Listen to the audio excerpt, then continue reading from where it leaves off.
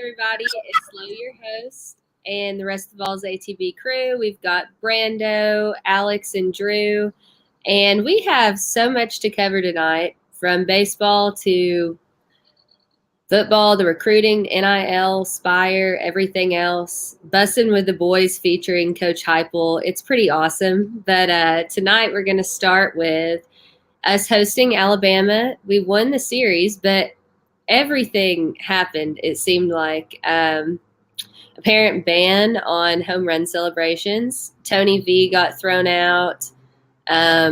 It was Coach Frank that got thrown out, I believe, right?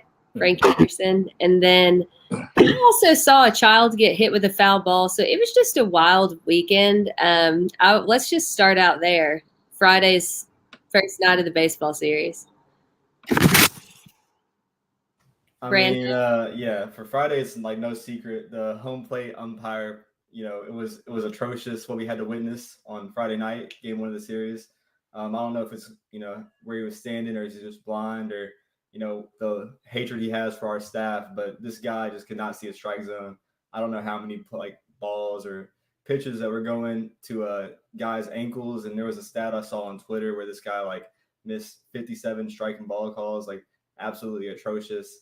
And we're going to jump into the next games, but it never got better. This guy was just, in our head, trying to make it all about him. And I feel like that kind of controlled the first two games. But honestly, the way we bounced back, I was proud of that. But in the game one, it was just absolutely horrendous. And then we couldn't get anything going. Chase Burns struggled. That was, one of his worst games, in my opinion.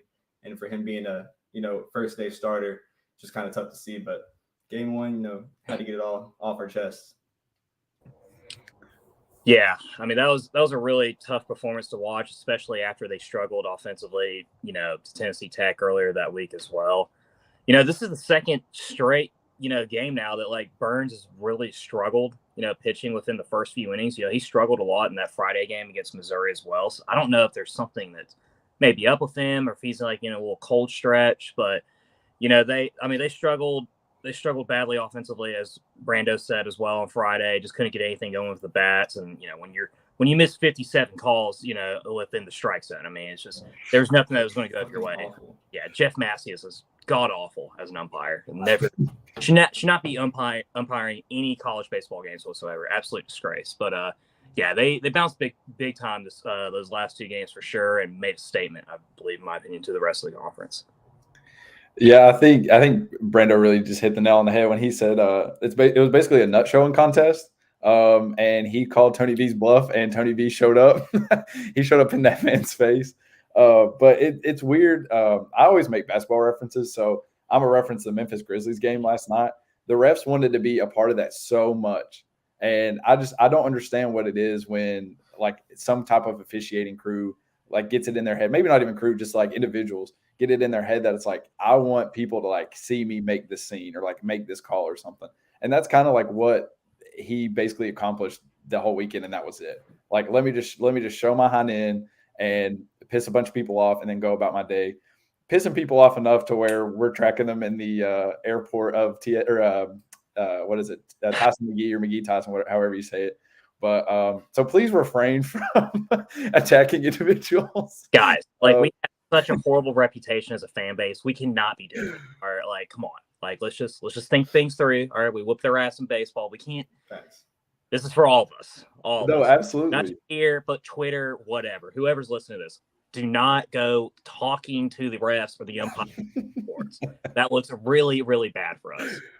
We always looking for smoke, and then we also cause things to make people hate us, and then we're like, why does the national media hate us? Because we follow people. We follow people everywhere. We search them up on Facebook immediately after they make one bad call. So it's all right, let's pump the brakes. But yeah. I mean, you're right. He just tried to show us hind end basically the whole weekend. But Vols still won the series. That's all that really matters. I will say I kind of fed into that a little bit because I said I wanted his address to mail him a pocket pussy. But honestly, I would have just been doing him a favor because at least he would have been getting something. Fair. He got something game two, that's for sure. I mean, I want to hear everyone's thoughts about that because I rewatched it a billion times, and of course we know that Tony V is a hothead, and I get that once you make contact, it's an automatic suspension, but to me it looked like dude just stepped to him. It wasn't like he was like really hardcore going at him, like, and he made kind of a really big deal about it. I don't know. I mean, I know that Tony V is like a hothead, but I thought it was basically nothing. But then I get, of course, we deserve maximum death penalty because we're Tennessee. So I don't know. What do y'all think about it? Well, first off, in my opinion, Jeff, he should have never been involved in that altercation. If we want to really cover it, what happened was our pitching coach, he came out because it was a 2-0 count. We'd already missed 2 calls to start off the game in the first inning. And then on the third pitch, the guy for Bama, he steps out of the batter's box. In college baseball rules, that's an automatic out. And then on that same pitch, he gets hit in his arm and that injury happens. So the pitching coach, he's already pissed off as it is. But in my opinion, the home plate umpire wasn't the problem in game 2. I feel like the rest of the crew was honestly pretty decent from there going forward. But Jeff, when he inserted himself into the conversation, like you just come up out of nowhere, having a conversation, ejects our pitching coach, and then Tony V comes up to him, and, there's like circulation about what he said, may or may not have said to Jeff, maybe calling him a wussy and so forth. But, on top of that, Jeff should have never been involved in the conversation. And whenever Tony V was having his initial talk with him, I feel like he was like literally about to walk away. And then Jeff says something back to him to make Tony get triggered. And that's when the contact happened, in my opinion. But honestly, I wouldn't drag the rest of the crew. I just feel like Jeff, that one guy, he hates our guts from last year in Omaha, and our coach from in the minor leagues. Like, this is not a new thing with Jeff in Tennessee. Like, he absolutely hates us. Yeah, so I didn't see that live because, I was at Bristol for the dirt race. Shout out to Bristol. Shout out to NASCAR. But I did watch the replay of it. From what I've heard, apparently Bama's bench was, like, cheered, I guess, like when Dollander got hit. Yep. And I guess Frank got all redneck angry about that. And then, Jeff Matzias and Tony V have actually had some history in the past, not just with Omaha, but years even prior to that. And I think it was just one of those things where, like, if Tony V even opened his mouth, it was just going to be immediate, just throw him out of the game. I don't know what the deal with Jeff Matzias is. I don't know if it's just because he only played 1 year of JV baseball in high school or something or what, but the man's got some issues that he needs to sort out for sure, need to leave at home, you know what I mean? But, yeah, I mean, I love to see that type of passion from Tony V, though. I think it was a bit ridiculous they suspended him 4 games, though. That seemed a bit excessive. On Easter weekend, man, it's just wrong. Disgraceful. I just think that, like, if another grown man comes up to you and, like, gives you a slight chest bump, there's no reason for you to fall 5 steps backwards and have to put a hand planted into the ground to stop your fall. Like, honestly, Lo, you can agree that if this man has that kind of issue, he needs balance training. Like, he needs help. He has severe issues going on. But, like, I mean, I don't know. First off, like, if he came up to me like that, I'm at least gonna, like, bow back up and be like, okay, like, if you hit me, like, I'm gonna at least, like, stand my ground. But that was just a dramatic fall. And then also to that point, you could kind of see with the way the other umpires stepped in that they weren't really, like, quick to like physically stop Tony V, but they was just like, hey like, hold on. Like, they kind of, like, knew that, like, something was about to blow up, and they knew that, like, their dude was probably in the wrong. Like, it looked like they were understanding of the situation. Like, hey, calm down. Like, you're going to get in trouble way more than he is. So, like, hold your horses a second. But I find it comical that, like, he did 7 backflips because somebody, like, put his chest on him. Oh, it looked like a flop from, like, an English Premier League match with, like, Man United or something. It was like a soccer flop. It was absolutely. You basketball he had serious injury. Awful. It was really bad. And honestly, I just don't get it. Like, I mean, yeah, they're also 2 grown men, but, like, who just stands there with someone right in your face and doesn't plan to expect something to happen? Like, if someone's, like, 2 inches in front of my face screaming at me or saying something, I'm going to prepare to, like, maybe take some impact or something. I mean, obviously this guy's never had any physical contact in his life besides getting his ass beat. So I just don't understand. See, why everybody it's comments like that. Come on, guys. Come on, Lo. 0% physical affection from anyone ever. I mean, this guy came and he ruined our Easter. He tried to ruin our Easter.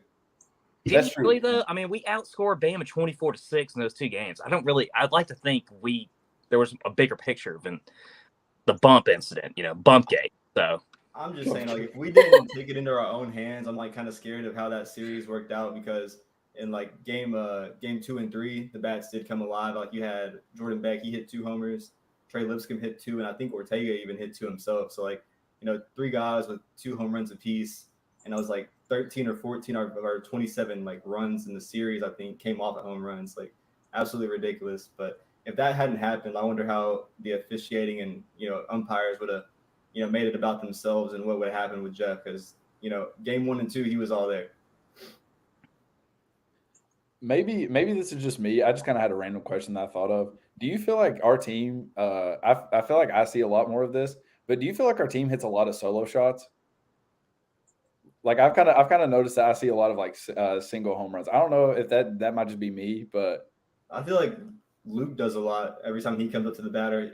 No matter what, especially Lipsius, like recently his bat has been absolutely high. Like even on solo home runs or just getting on base, I feel like him being that strong leader on the team, he's definitely been the kind of guy to like rally behind. And after he gets his home run in, I feel like then you have Beck and Lipscomb and all that fall with it. So. Well, personally, I wanted to give a shout out to Ortega for the Saturday-Sunday series. Like, he played freaking badass. I was just texting y'all last night. I couldn't pull up stats for that, but I did watch the whole thing, and he got, I don't know how many, 2? 5 or 6, I think. Yeah, 5. Yeah, he did really well. I was so pissed that I couldn't pull up stats, so I'm just sitting here, like, trying to talk out of memory, but that's okay. I just want to give him a shout out. I feel like Luke and Ortega are really like our 2 guys that we can really rely on when it comes to at batting. I mean, because he went 4 for 5 on Sunday as well. And this team gets either like a lot of like solo shot homers or triples. I've never seen a team in my life get as much triples as this team does. Like it's insane. I feel like they average at least 1 or 2 triples a game. Bro, even Luke, he was like, I'm gonna give him another shout out. Like he hit that one and he kind of watched it for a second. Then he turned on the burners and he got the third. Man, I was like, dang. Like he was ready to go. It's just crazy seeing those guys. Like most guys would just sit there and glare, try to get a base hit just in general. Like we're out here trying to push it down your throat. And Drew, I think you tweeted this actually. You were saying like our ability to score with 2 outs is uncanny across the league. So I also think that's really big because it's like once you get to 2 outs, like the defense is feeling pretty confident that they're about to flip the scene and put some runs on the board. But like how demoralizing is it? You've got 2 outs on us, number 1 team in the country, and then they still find a way to put up 2 or 3 runs at the rest of that inning. Like that's got to be just piss you off type.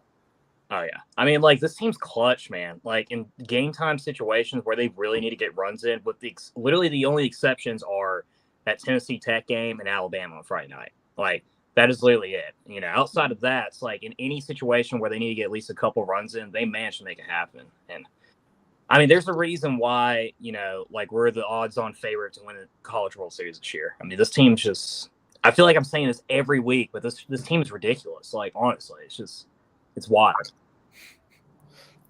Another thing I wanted to note on our pitching, like the relievers especially, I wanted to give a shout-out to them because our pitching day 1 was off with Chase Burns. Day 2, you have the injury, and, you're like, oh, like, fuck, what are we going to do? Then you have Sidwell, I think, came in and he, pitched 5 or 6 innings, only allowing 2 runs. Absolutely insane. And then day 3, Drew Beam kind of held his own, allowing 3. But all in all, our relievers were our strong suit. They only allowed 1 earned run in the whole series of all 3 games, where they were key with all 3 starting pitchers not really doing anything. And to like have that kind of bullpen in your arsenal on top of pitching, especially because Seth Halverstein, the transfer from Missouri, he's out for the rest of the year. I think his injury got reset. And then now you got one of the pitchers that's day-to-day with Dolander. So you just got to, try to get it going and try to find a way. But I think our pitching has really been helpful even when we can't score runs. I agree with that. You just mentioned Dolander. Did they ever come out and say specifically, like, what it was? I obviously got hit. Bruise. Like, I think by next weekend he'll be good to go from what I've heard. So I'm sure. Really scared about it. I mean, my God. But I was curious if there were any updates. I guess going into the Florida one, Drew, you had that big update about that one pitcher we're about to play. Yeah, so Florida's best pitcher, Hunter Barco, he's actually the only starter that they have that has a, lower than a 3 ERA. He got shut down for the rest of the year for, with arm issues and everything. So they're now left with Brandon Sproat and Nick.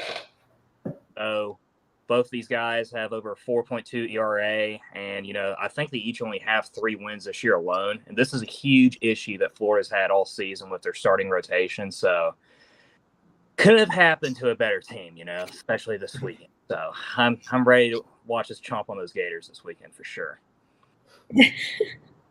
Well, I saw something. I saw something earlier today that said, speaking of Ortega, said that he had like 20 family members coming in for the game, and it was I think it's 20 Puerto Ricans or something like that. And they said it doesn't matter if like the rest of our fan base doesn't travel because 20 Puerto Ricans can keep up with the rest of the ballpark down there. Oh yeah, I'm so excited to just see what that environment's like, because anytime Tennessee gears up to play Florida, it's always going to be something going on.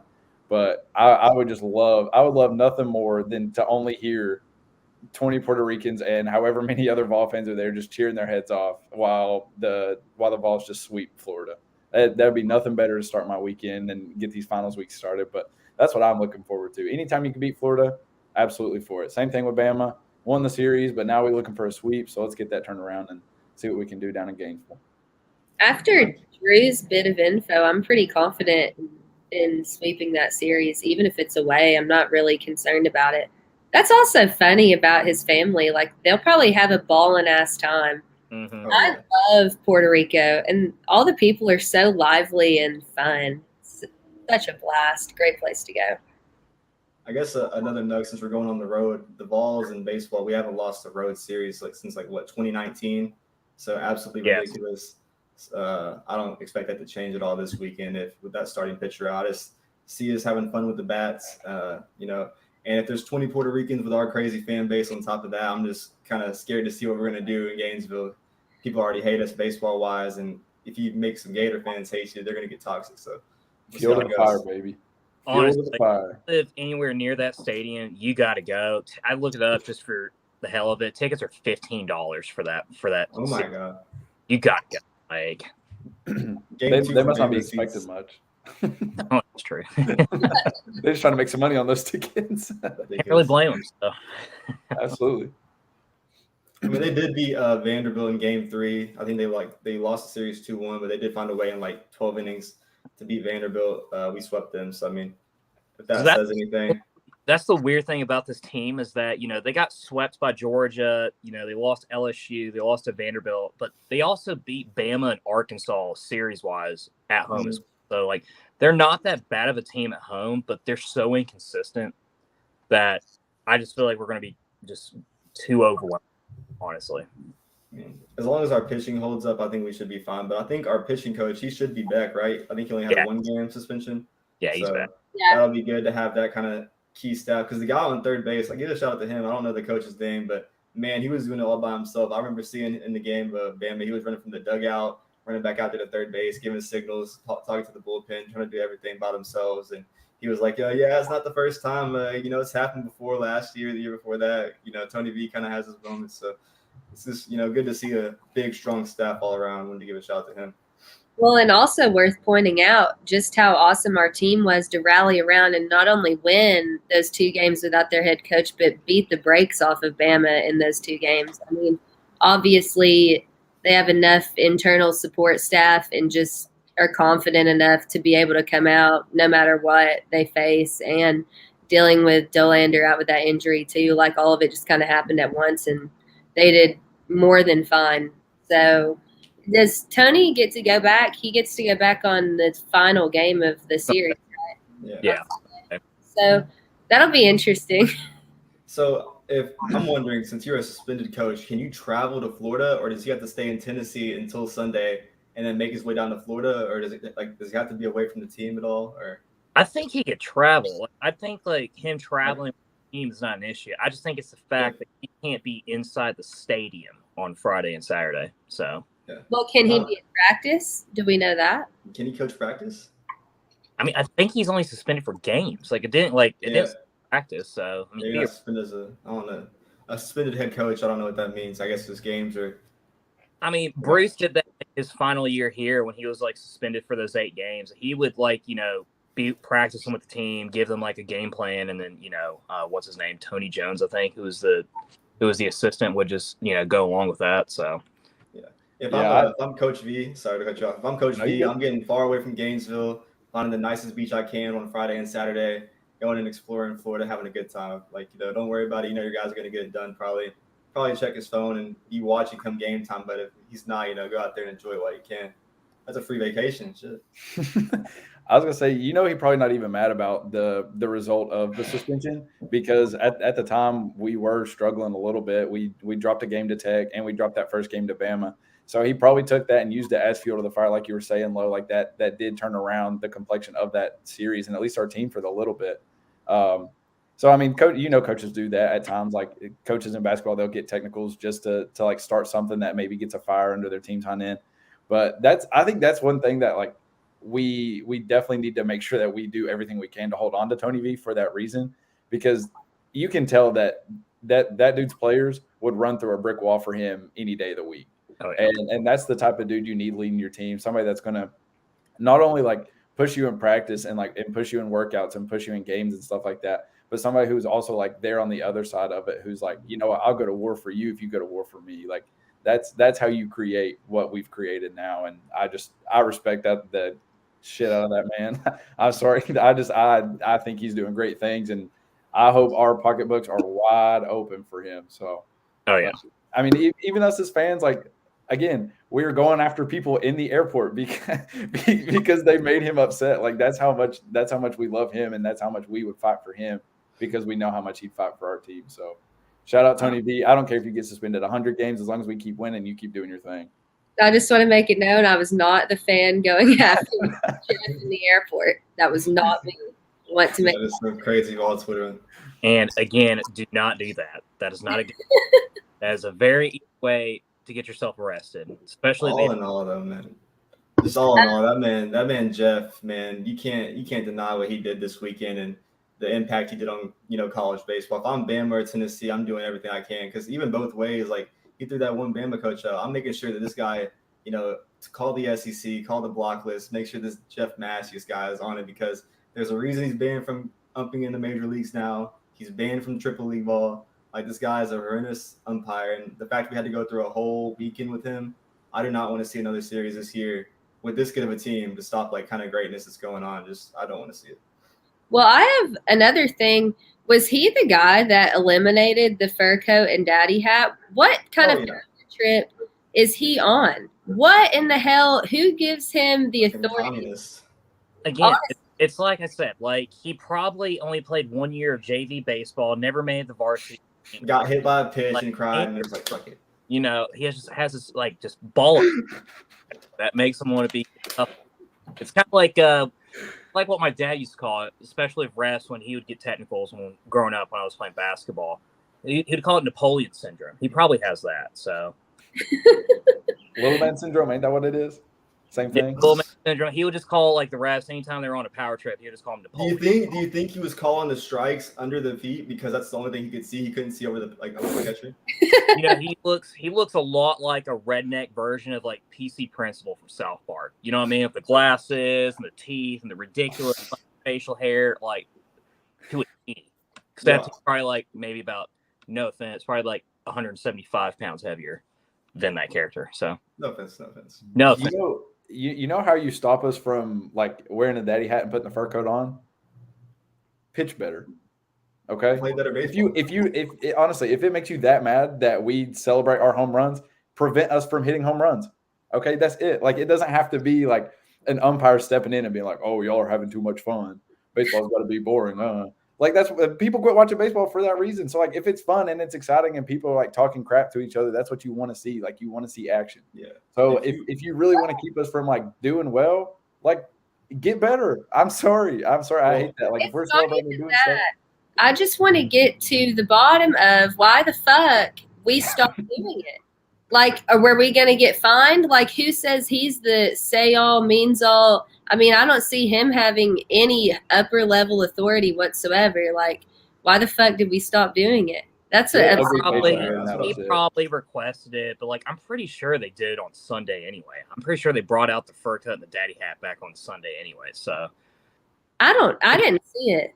again, power trip guy that didn't, only played 1 year of JV baseball. Like that's the only. Hit by pitch. If you're the SEC and you want your college baseball and the conference to be a big money grabbing sport, you got to make sure guys like that guy are not in your conference. You can't have them on.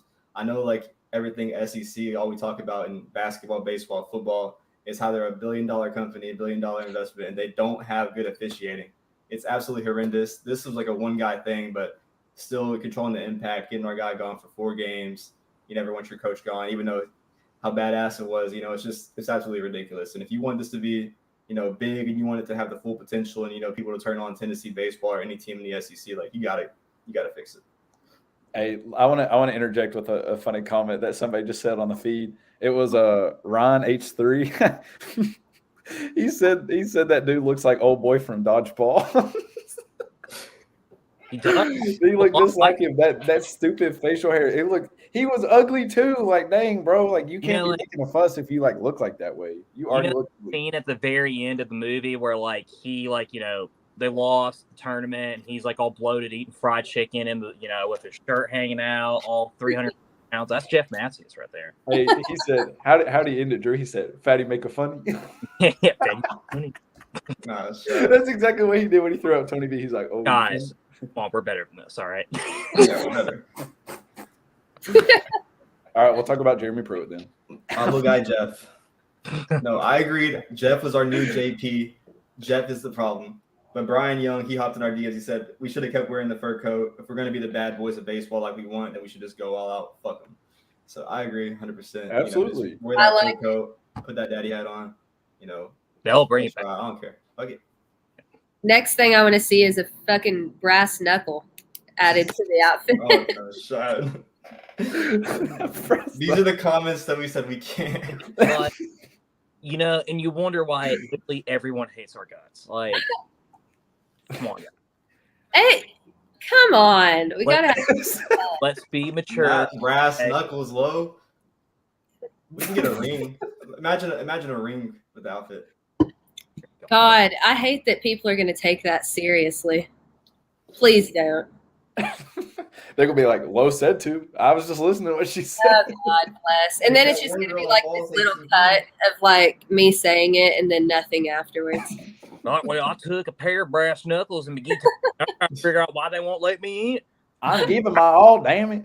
Jeff Matthews. I just want to give my all. Oh, Christ. We took a fucking turn. I thought we were talking about baseball. I love Tennessee fans. Unbelievable. Favorite people. Nasty. Brando, you got Tennessee football recruiting information?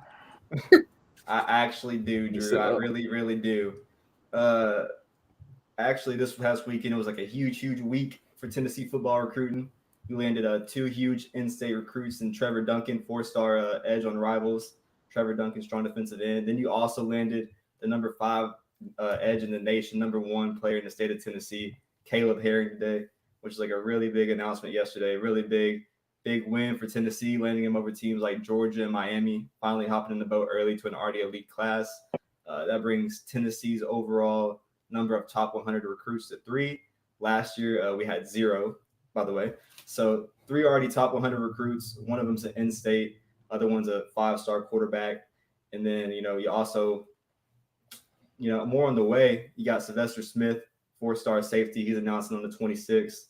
You got Brew McCoy in the transfer portal about to make some news. So all in all, big weekend, big week for recruiting leading up to Memorial Day weekend, where they're going to have their biggest weekend probably in a while. You got Carnell Tate, Vic Burley, Jeremiah Cobb, Noah Rogers, who's a 5-star receiver. And then you got Caleb Herring, the new commit, with the new edge coming in, Rico Walker.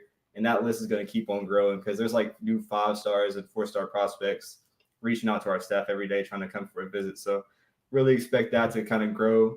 The Vols also made the top 5 of 4-star wide receiver Aiden Williams, who's like a really big priority. And then the 4-star offensive tackle Wilkin Formby.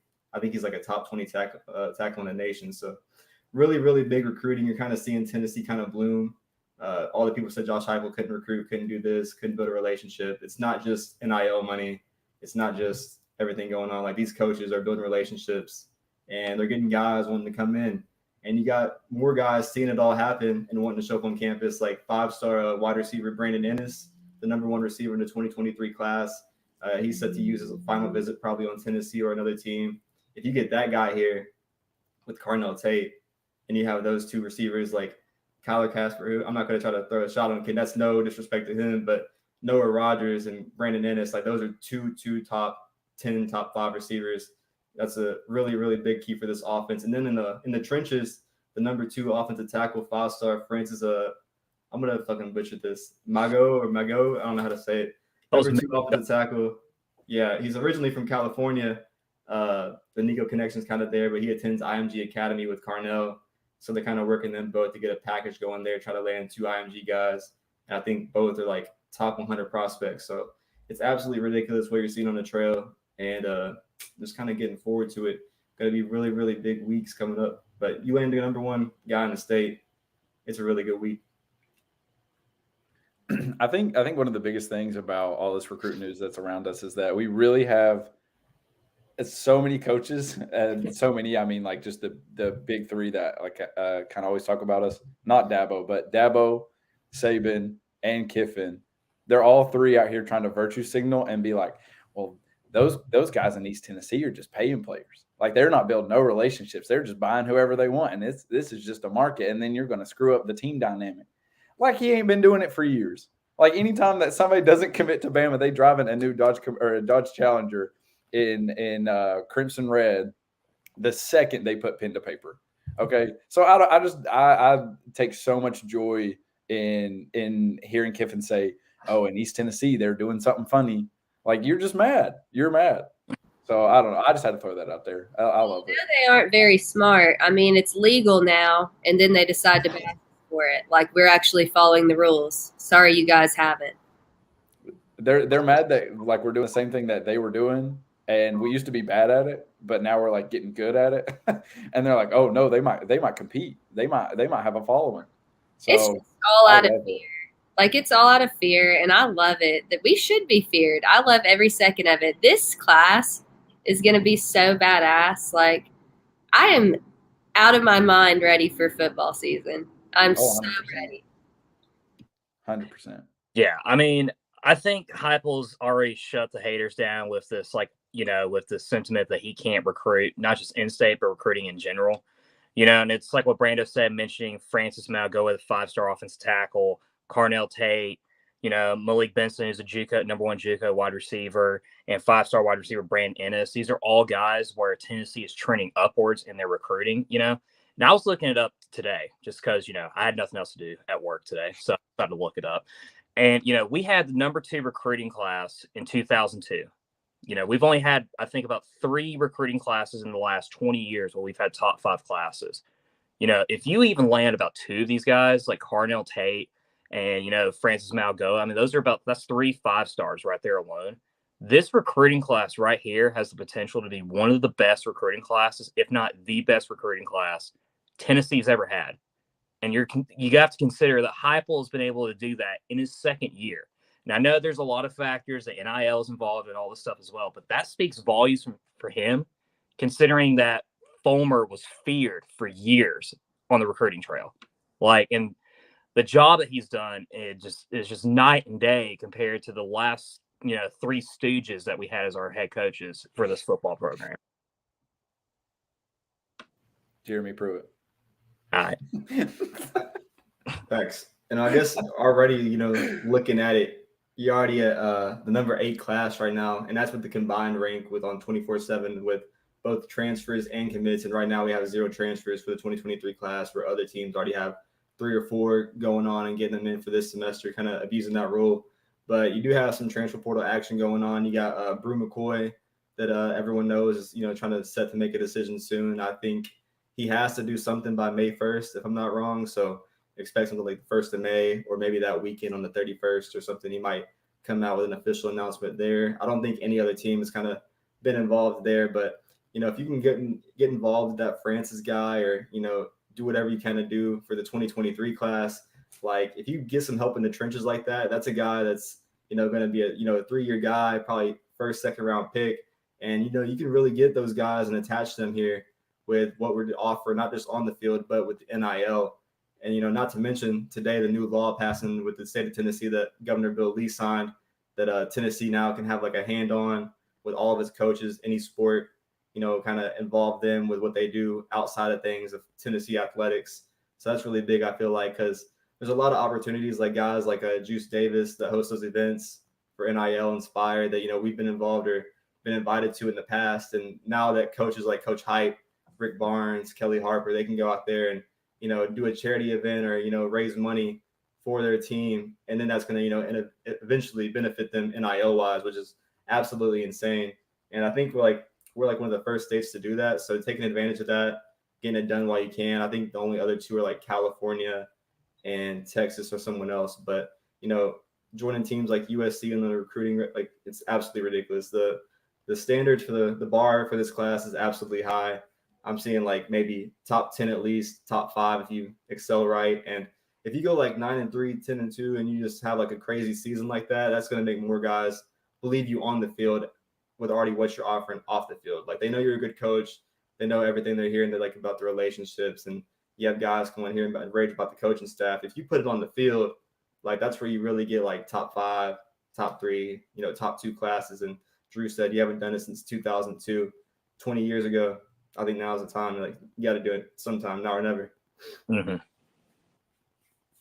I just wanted to say thank you, Brando, for like really going into detail about that law, because I had a lot of people asking me about it and I was kind of unsure, but you're so intertwined with it that you make it make sense. Because I was like, well, why is this such a big deal? You got to really be in the world to understand it. So I think that'll help out some people who have been questioning, why is this such a big deal for us? Why is it a big deal for the university? That helped me out a lot too. So I just wanted to say thank you for that. So, yeah. I think last night, to be honest, I think it was Heupel that was at an event, some football event, and doing like an interview, just a meet and greet kind of thing. And I think he had an interview where like guys were kind of asking him about NIL and Inspire and stuff, and regarding his 2023 class and landing the top quarterback. And you couldn't answer those questions directly, but I don't know if you can now. I don't know if that changes or not. I'm not sure on that part. But if you can just go in and openly talk about what Spire is doing, like what you're offering, what you're able to put on the table to part of your team, and bring other guys in, let it be a full-on invasion. That's kind of a big deal. Like that's a big deal because other guys, other coaches in the SEC, they legally can't do that. Like they just can't. And I think anytime you can put on the full court press, like you was just saying, and you can be fully transparent with what they're doing and like kind of what they offer to the university, I think that just makes a clean slate for everybody. That way everybody's on the same page. It's not you're hearing it from like essentially like a third person. The third person being like whoever Spire would talk to for us, and now talk to for us and then come to the players. Like you're hearing it directly from the horse's mouth. And I think that can only help with everything going forward, honestly. Because when you're transparent, there's nothing that's like left in the closet, or there's nothing to hide for everybody. So I think it just makes it better, and it'll just improve the way that we run things, I think. But yeah, I mean, also I feel like, like especially if these recruits see like, what the current players are getting now, whether if it's for basketball like Zakai, or for football Hendon Hooker, or or Cedric Tillman, if they see like what these guys are getting in now and like see what Tennessee fans and just university in general is willing to invest into these guys, that has to excite a lot of recruits to come visit here, not to mention this like out of control fan base that we have too. So recruits, they definitely take a notice to what's going on behind the scenes with Tennessee. Like, the tweet went out earlier about the NIL laws that I put out, and like the first, 100 likes, it was Carnell Tate in there and some other guys, other targets, showing love and seeing what Tennessee's doing statewide, knowing that it'll benefit them in the long run of seeing Tennessee as a legit school. And that's big when you're already, battling schools like Ohio State and Georgia already for a prestigious 5-star receiver. So, being able to throw that extra hand in there and have that extra talk and be able to talk hands-on about who you want and why you want them and what they can offer and your potential in them. Like, I feel like that's the perfect thing, because you have that coach evaluation, and then you do the money evaluation, whatever. Not everyone's going to make those big bucks. And I think that's what went wrong with the whole Kyler thing. I think he had a way too big of a value tag on his head of where he was going to be and trying to reclassify coming in with a guy where we're about to land Brew in a loaded wide receiver room.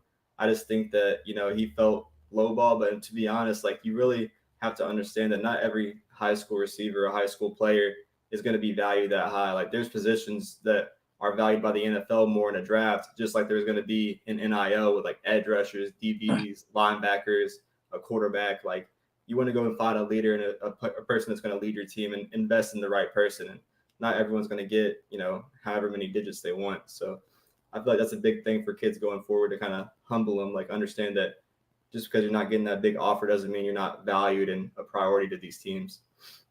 I'm glad you mentioned Kyler, because I actually wanted to ask you on that. So, I don't know if you know, Lo or Alex, if y'all know, but Kyler also reclassified to 2022, for this year as well, after committing to Oregon. If you're Heupel, wouldn't you at that point rather still have Brew McCoy, even if it is for a year, just considering the fact that he was the number one athlete out of high school? I feel like at that point he would make more of an immediate impact than Kyler. No offense, of course. To be honest, I don't think the whole Brew factor of knowing that we're going to land Brew really had a sway on his decision of where he wanted to reclassify at, because Tennessee, they knew was going to be an option to reclassify. He did have the option here. We did have the extra spot from not using it in the last class, and, roster spots and the new, roster rules with the NCAA and the COVID stuff. So there was an extra spot for him if he wanted to do it. But I think it had to do more with his family and his ear. There was a lot of talk about what his dad wanted to do best for him. They kind of had an amazing visit, and it was like, oh, Casper's locked down, receiving crystal balls, all the love in the world. And then they go home and it's kind of like a brand new thing, 360. Tennessee doesn't want to give me this, this number. They don't see this in me. They're going to give Carnell whatever. They're going to, maybe they don't see a value in me that they see in someone else, quote unquote. Like, that probably swayed his decision to do that. But it also, I think, not only did it benefit Tennessee, it sucks to lose a guy like that, but I think it does benefit because you also have that extra load to go show another guy, the top guy, that he's your priority at that position. Like, you're not going to spend big on both guys. And if you can lock down that one guy, it's a whole different thing. Everyone knows this was kind of coming with the new college and NIL laws. And I think there was an article, The Athletic kind of covered our Nico thing. There was one about a receiver signing a 4-year, $1 million deal or something that just reclassified, which kind of just gives you the obvious about what was at stake and what Kyler wanted. And, if Tennessee didn't want to give him $1 million, I'm fine with that. I'm absolutely fine with that. You're not going to see the field year one here, but he probably will at Oregon, a better fit for him. But I just think it kind of had drama all over it, just from his dad and everything else kind of getting involved there. I think personally, I have a few thoughts about this. First, Tennessee shouldn't, as much as people want to shit on us for the past however many years, we are a top 15, top 20 historical, top of the line program. We should not have to sell ourselves that much. And we're already doing very well as is with the NIL deals and everything we have to offer. But I think it's very important to look at players who are actually wanting to come and play for the goals of the team and play to win championships and not just playing for themselves. That's a slippery slope with these deals and trying to keep pushing the limit and pushing the envelope. Eventually, you're just going to have to sit down and the players are going to decide what's best for them. And if they want to chase $1 million somewhere else, that's fine. And I hope it works out for them. But I just think, and I'm happy that we'll let some of those guys slide, because I want the team to be unified and all after the same goal, which is hopefully to win an SEC championship and a natty under Coach Heupel. That's my goal. That's why I think, not to cut anyone off, but I think that's why we need to focus on valuing how we're doing in-state, because a lot of these in-state guys aren't just getting locked down. Most of them probably won't get deals, but, to go into your home state where other schools like Kentucky and Ole Miss and, schools like that are coming into your state, coming into Nashville, Knoxville, and taking your prospects, and you're getting locked down, top 400 players, or Caleb Herring, Aiden Bussell in Mount Juliet, Nate Spillman to lock up, try to get his brother in 2024. You're doing all this in your state and showing these guys that Tennessee's, trying to be back to dominance. And that starts not only here, but, all in the Southeast of getting involved with top prospects. But when you go to your kids in your state and say, hey, this is what we're building, this is who's coming around, and we value you as a kid in the state of Tennessee, we want you to give your all for Tennessee. Like, to have those guys lock in, you got more in-state commits this year than the last 3 classes combined. It's absolutely ridiculous. So I feel like that needs to be praised, and that kids are finally seeing that Tennessee is, the place that runs Tennessee. Yeah, I mean, absolutely. And not to get a little too off topic, but like back to like what Flo was saying, I mean, like Tennessee is a top 10, top 15 all-time program, but like you gotta remember that for kids like, Carnell, Nico, Jack, I mean, you heard him last week that like when he thought of Tennessee, nothing really came to mind. And obviously for us, it's like, like we're Tennessee, like we were the GOAT in the 90s and all this stuff. But like most of those kids weren't even alive. Well, they weren't alive, like, but but so I understand, like, you want to like sway him because of like what the program's about, what it stands for and everything. But like, I don't necessarily have too much of an issue with having other factors to sway them in. I'd rather have them have those other factors sway them in for now. And then when they show that success on the field, then we can prove again, like what this brand is all about. I have to say, I kind of disagree because they have to be, I love the disagreements because you have to, in order to be fully committed to the program, you need to be bought in on all the expectations, all the traditions, everything that's expected, and not just be too concerned about money. That's my thing. The money thing has just started. I mean, legally, right? Just started. Legally. Yeah, legally just started. I totally get your opinion, Drew. I feel like we could meet in the middle, but like I feel like you need to be in the middle. You can't be like, oh, I'm just going here because I want all this money, and you can't. Well, Tennessee is the go.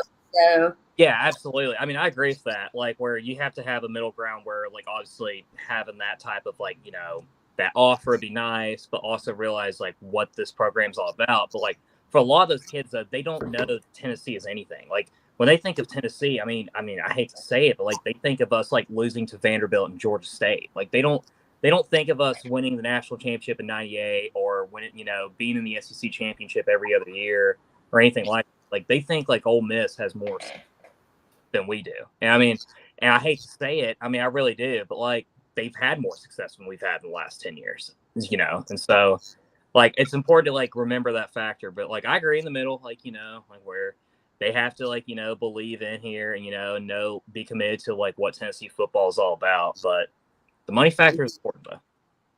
I agree. I'm sorry to cut anyone off, but I've had this question sitting on my head for a minute. Do y'all think that there needs to be some sort of cap on this before it just gets wildly out of control, or it's just going to be out of control and then let it fly? No, I want it to be the wild, wild west. I'm kids like $30 million. I couldn't care less. If it means that they come here, I mean, if it means that we have to put one of the recruits' faces on the back of the Jumbotron, I'm oh fuck no. I don't care. We've tried this. We've tried this before. I just want to win, baby. I think as a fan of an SEC team that has the second highest or fifth highest grossing income in all of college sports, I do not want to cap on this rule. I think it is perfectly fine where it is at, and I think that is no advantages whatsoever for our university. But as a guy that knows the SEC, I know that they're probably going to put a cap eventually on this. They do this conference, let's be honest, they go in their own way and let the NCAA follow. I think the SEC will eventually do something where everyone kind of, follows that kind of rule. I don't know where it'll be capped at. Like it's going to be like an overall athletics thing, like for all your programs, what you can spend here. Because if you do that, then everyone's whole pie is going to fucking football, like in the SEC. Your tennis program, kiss our natties goodbye, kiss our soccer goodbye, because we're not investing in that. That money's going to straight to football. No, but, no, I'm not with us, but like other schools. I know Danny White wouldn't do some shit like that, but to be honest, like you got guys are the SEC. If you're in the bottom of the SEC, you're desperate to win in college football. Like you're going to do whatever it takes, spend whatever kind of money, if it's 75% or a large sum of it at least to win in football. But that's why you got to have it like baseball. No salary cap. And I'm sorry, if you don't have money, well, it sucks to suck. Deal with it. So, but if we go every season and we get it to the season and they want to shut it down like baseball every year, are we going to have a season? Are we going to lock down? Like is that going to be toxic for college football if it happens to like baseball? It's toxic already. Like, what difference is it going to make? Like, this sport is so corrupt. Like, it ain't going to make a difference. I think that some of all of this, if we're going to go unlimited, no cap, then we need to figure out how to get better refs and umps and everything else. Exactly. Training.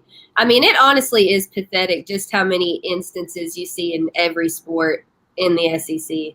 It's pretty pathetic. So if we're just going to go balls to the wall and no caps on NIL, there should be no caps on anything, and they should just train the shit out of these people and make them be held accountable for their actions and their calls. I loved the interview idea where they have to actually go interview afterwards and be like, so, like, what was your rationale about this call? And just see, like, what are they going to say? I would turn on the Pittsburgh fucking fourth quarter Hendon Hooker QB draw and say to the SEC, how are we going to fix this problem right here? What are we going to do to fix this? Because everyone knows that was a first down. Or turn on the Purdue game to Music City Bowl. What are we going to do to fix this right here to get this rule fixed? Because I'll buy in if we have no cap, but we're going to have to fix these problems if y'all are going to be controlling all this money, having all this stuff on your hands, because it's absolutely ridiculous. Like, so many games, you know, going back to the Bama game or, you know, when Hendon Hooker got targeted, that didn't get called. Like, I feel like you better go all out, balls to the wall, because you're a multi-billion-dollar company. You're a multi-billion-dollar conference, and, you know, if you're going to be the best, then be the best. Invest to be the best if you're going to be making all that money with no cap on it. Like, and furthermore, sorry. Oh, yeah. I do have to say, though, like, one of my good friends I grew up with, his dad was, like, an SEC baseball umpire, right? But he also was referee for Georgia high school football. So I'll just be honest with you. They just get guys to get guys. I mean, like, I feel like at this point, like, if you've refed or umpired a third-grade baseball rec league game, there's probably more than enough to, like, you know, umpire an SEC baseball game. So, if you're gonna put all this money in this, like, in this type of stuff, like, at least invest in the umpires and the referees, man. I mean, we've not just us, but like so many other teams, like in the last like 15, 20 years, have gotten screwed over by so many abysmal calls at the very end. Like, they gotta address that. It has to be fixed, and also, I just don't understand. I've really lost my train of thought, and I'm freaking pissed because I had something like right here, and then I was going to say it, and then Drew and I were talking at the same time. Alex, go ahead, and then I'll try to. Oh, you're good. I was just going to say, like, there really is zero reason why we don't hold officiating accountable. You know what I'm saying? Like why do players have to answer for the plays that they make, and coaches have to answer for the decisions that they make, but referees don't? Like, there's zero reason. And the only time that people get held accountable is if something happens. Let's go back to the Miami Duke football game where half the band ends up on the field, but then, like, they're still playing the game. So, like, that the reason that something came down from that is because it became a national talking point, plastered all over ESPN, plastered all over SportsCenter. And then the ACC was like, oh, everybody's talking about us. We should probably suspend them. So then they did. But, like, yeah, what's wrong with, like, I mean, you don't have to go at them and be like, you're an idiot, you're stupid, you missed that call. Like, what did you do? Granted, we're going to do that. But, like, in terms of, like, journalism, like, I feel like it's a fair question to be like, hey, like, you saw this, we saw something different. Like, do you care to explain, like, what your thought process was? I mean, and then there's nothing wrong with that, because then you do get that accountability factor, and you're like, okay, well, it looks like this person are making more of the correct calls than these are. So why would I not put those dudes in positions for New Year's Six bowls or college football playoff championships or the Final Four and stuff like that? Like, that it makes perfect sense. It makes absolutely perfect sense. I finally remembered my thought. So this is the reason why, yes, Tennessee fans are crazy, but this could potentially eliminate some of this balls to the wall behavior, because we always get so upset and we never get any fucking answers about anything. We're just forced to turn to Twitter and tag Greg Sankey and all of these analysts and tag everybody like a bunch of delusional, like, fans, but we never get any answers. Can you imagine if, like, there was a post-game presser that involved, like, questions about some of these calls? I would sit down and watch it and be like, all right, well, at least I've got, like, an explanation from the dude who called it. And I think it would settle some shit down. No, because you'll have guys, it's like a ball picks level hater that has to go there and stand in front of the people and answer questions about why he unfairly called a game when he knows he unfairly called a game. And he's not going to be able to say that I don't like Josh Heupel or I don't like Tennessee. He's going to have to come up with some excuse, and they're not going to be able to hold him accountable as a professional brand and let their guys go out there and do that. But what you will get is a couple of days later, a little quote from the SEC about how it was perfectly normal and fine to the rules, and they can't do anything about it. And then you're supposed to go on your way and get fucked again, and then play in a bowl game, and then get screwed again, and then just got to live with it. So basketball, baseball, football, it doesn't matter. Like the SEC, they don't hold themselves accountable at all. Well, ironically enough, that Miami Duke game that you mentioned, Alex, that same officiating crew was the one that officiated the Music City Bowl. So he was the lead man. I'm not making that up either. Like that's actually true. But no, he was lead man. Absolutely. The only time I've ever seen the NCAA do anything as far as changing the rules after like an abysmal officiating performance was, unfortunately, the 2010 Music City Bowl, where North Carolina had like 29,000 players on offense. Who'd North Carolina play in that one, Drew? Who'd they play? I was there. I was haunted. I've been traumatized for life after watching that live. I mean, I've been there for 2 games where Vol fans have thrown trash on the field. 2010 Music City Bowl and that Ole Miss game this past year. So the Ole Miss back to back. I went to the South Alabama game too, but having Ole Miss, like the big games I went to back to back, being Ole Miss and Purdue, and the way they ended, I just felt like screwed over. I felt so mad. I had full Farragut furious. I was aggressive. I was pissed, and I feel like it was the full Tennessee fan finally came out of me, man. Like I've never been full on pissed or rage Vol fan. I feel like I needed that, so kind of brought a new side of me. I'm kind of thankful that we lost, but at the same time, like I gotta live with that forever. It fucking sucks. Maynardville mad, Andersonville angry, Powell pissed off, Roane County rage, all the feels. Roane County rage, that's my favorite. I was waiting on that one. I've been waiting on that one to show up. Oh my God. That was really bad. And that game, the Music City Bowl, took forever. And I was in Texas Roadhouse. I got off work super late, and I was expecting not to get to watch it. And then all these people are dropping F-bombs in the middle of like a family restaurant. And I'm just like, yeah, we totally got screwed again. Like I couldn't even handle it.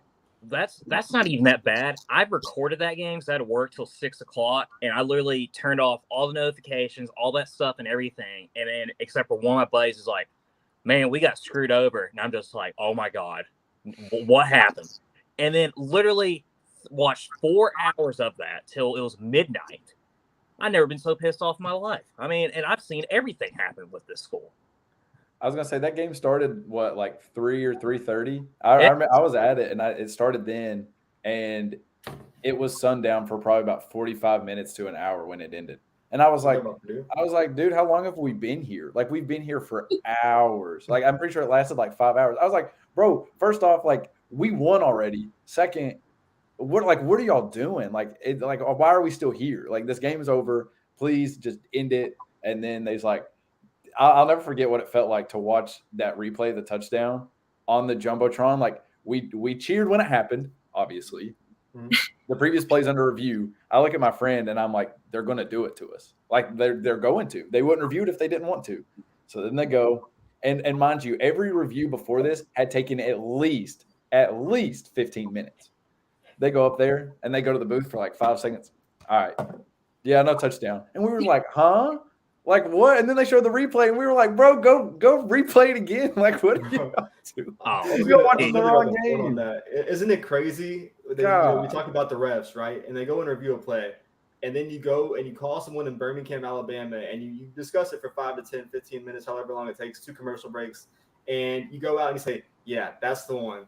And you go with your call. And then you gotta understand, after the game, you're wondering why you're getting trashed on that, why you're getting tweets about your address, or why people are following you at the airport at Tyson McGee. Like you wonder why.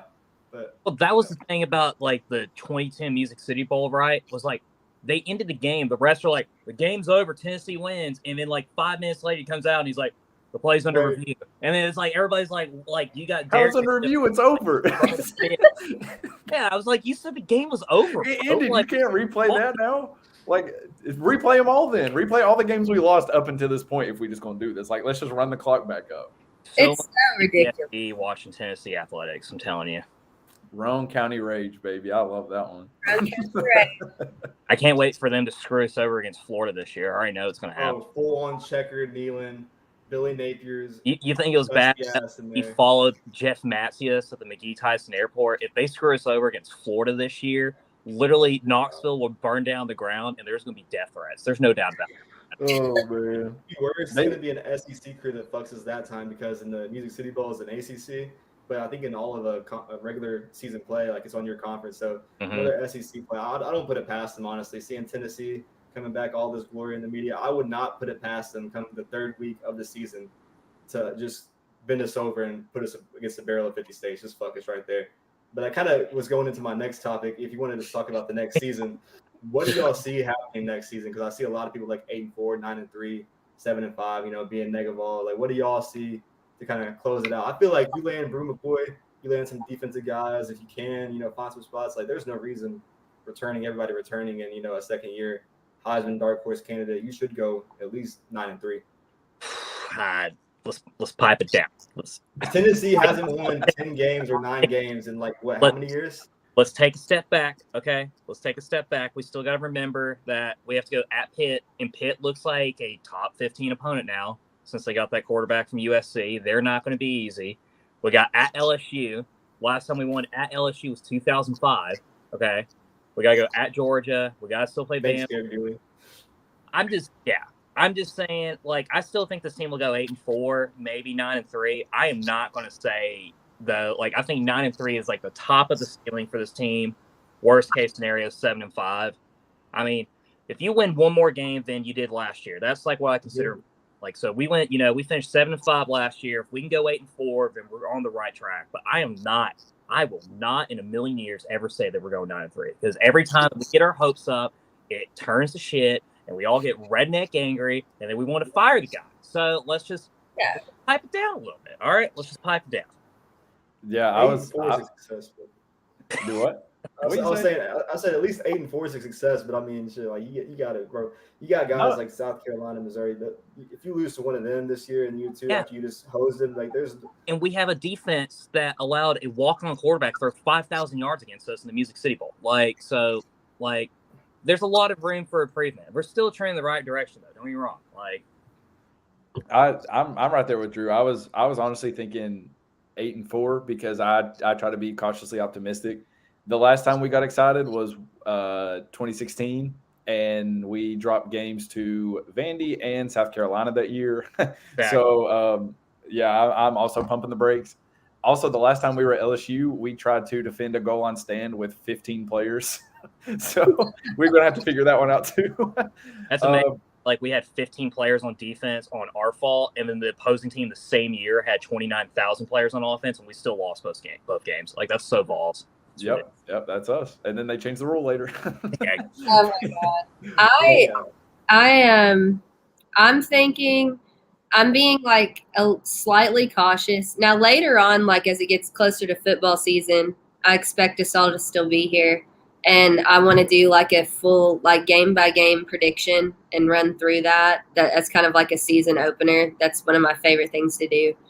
I'm going to be cautious and say 8-4. However, I say that we do beat Florida at home. I don't give a shit who the refs are. Heupel's going to bring the money, and it's not going to matter. And we beat Florida at home. I'm fully confident in that. I was there the last time that we beat Florida at home, and we were down 21-0 at the half, and I had all the faith in the world that we were coming back, and we did. We blew the brakes off of them. So I don't think that we realize how bad Florida might be next year. Not only did they lose so many to the transfer. Listen. To quote Trey Wallace, what he said there is no way that Tennessee shouldn't go in there and probably beat Florida this year. They are atrocious at depth. They are literally us last year and the year before that. They have defensively, maybe offensively, but defensively, I don't see anything on their defensive line or D backs. So they maybe have one team, their first team can go with anybody, but when you get to that second team, third team depth, I just after the third, fourth quarter going with speed and how we do go fast, if you can get up to a 2-3 score jump in the first quarter like this offense is meant to do. I just don't see them being able to play catch up. It might be too early in the Billy Napier area, in my opinion. I'm just calling my shot, but Dude, we lost to Florida when they lost to Georgia Southern at home. All right, like it doesn't matter how untalented or how out of depth that they are. Like, they've had our number. I mean, we've beaten them once in the last 17 years. So I understand it. Like, logically, it all makes sense. We should beat Florida, but this game never makes any sense ever. I mean, like, it never does. Like, even when we have more talent than they do, they always find a way to, miraculously win at the very end. I'm not trying to be a negative ball. I know, like, you think I'm balls picks over here, but, like, listen, like, I don't want y'all to be heartbroken, okay? I've already know, like, how that game goes. I don't want you guys to be heartbroken, and then I see it all over Twitter that night. Like, I'm not going to tolerate that. I'm letting you know, Drew, I'm calling the shot. We are beating Florida, and then we are driving to Baton Rouge, and we're taking the country accent away from Brian Kelly. Great. We are going to. Now they just beat us by 3 touchdowns at home this year. Thanks a lot, Brando. Hey, wait, we got to talk about how breaking news. Ball Picks just reveals his identity as Drew over here. He's telling everybody. He's telling the world who he is. I am Jeremy Pruitt's burner account, guys. Name a vegetable. Oh, man. Wow, we have talked about everything. I swear we've talked about everything. Except for basketball.